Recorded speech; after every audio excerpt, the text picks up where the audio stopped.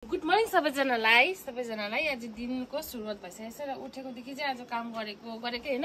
यो चाहिँ किन पुस्दैछ भने चाहिँ यहाँ माथि माकुराको जालहरू मसिनो यस्तो किराहरूले क्या जाल लाग्छ नि, त्यही भएर चाहिँ पानीबाट पुस्दैछ हो। धेरै नभएको थियो पुसेको, त्यही भएर चाहिँ यो चटक्कै पुस्ने आज मेरो काम हो।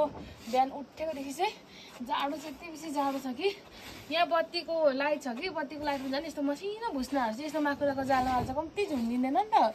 अन्त त्यसले चाहिँ कस्तो नराम्रो देख्छ नि त, त्यही भएर चाहिँ छ्यापछिपी पुसिदिनुपर्छ है। यसरी यहाँ देख्नु सक्दैछ होला नि, फेरि पुसिहेर्नु चाहिँ के हुन्छ नि त। अन्त त्यहाँ चाहिँ कलर गर्नुपर्छ यहाँ माथि हो। काम चाहिँ उठेकोदेखि नै काम भइरहेको छ नि त। कस्तो बेसी जाडो छ यहाँ, पुसेर चाहिँ अलिक जिउ तात्ते कस्तो हुँदैछ मेरो चाहिँ।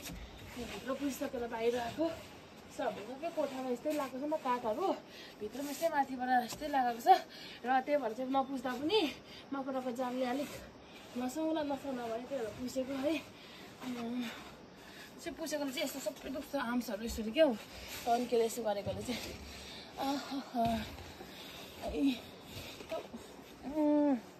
सबैजनाको उठेकोदेखि काम छ, आफ्नो आफू चाहिँ काम हो। मेरो चाहिँ यही काम चाहिँ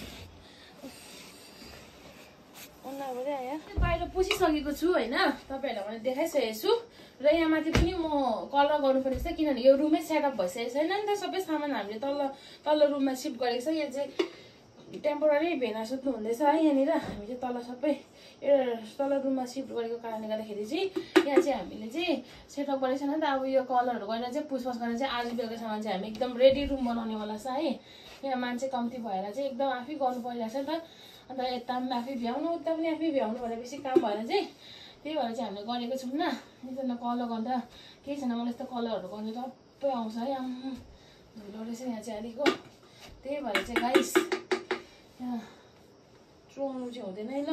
अघि पनि बाहिर हिजो अस्ति पनि चुहाएर चाहिँ सिँढीमा चाहिँ यस्तो खतरा लाग्छ कि सिँढीमा अझै चुहाएको बेलामै धुनुपर्ने रहेछ। बुद्धि पुगेन, अहिले धुँदाखेरि जाँदैन रहेछ। त्यही भएर चाहिँ अलिक प्रब्लम दिइरहेको छ सिँढीकोले चाहिँ है। यहाँ यो रुम चाहिँ आज डल्लै रेडी गरेर सेटअप गर्नुपर्ने छ नि त। यहाँ बिममा चाहिँ दल्नुपर्ने चाहिँ बिम चाहिँ एकदम कालो देख्यो नि त। अस्ति चाहिँ नगरौँ सोचेको थिएँ नि त। अन्त यहाँ बिम चाहिँ राम्रो थियो, त्यही भएर चाहिँ अस्तिकोमा हामी लाएर गर्ने भनेको थियो।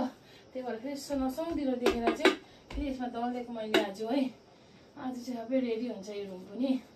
बेलुका सामान चाहिँ हेर्ने लायकको हो, सधैँ हेर्ने लायकको थियो, तर कलरहरू चाहिँ अलिक फेडेड भएको थियो, गइसकेको थियो कलर अलरेडी होइन। त्यही माथि कलर थपेको मात्रै हो। आज दिनुभयो चाहिँ यति डरलाग्दो काम छ कि तपाईँहरूले मेरो भिडियो हेर्नु होला होइन। त्यसरी बेसी काम गरेको भन्छ होला।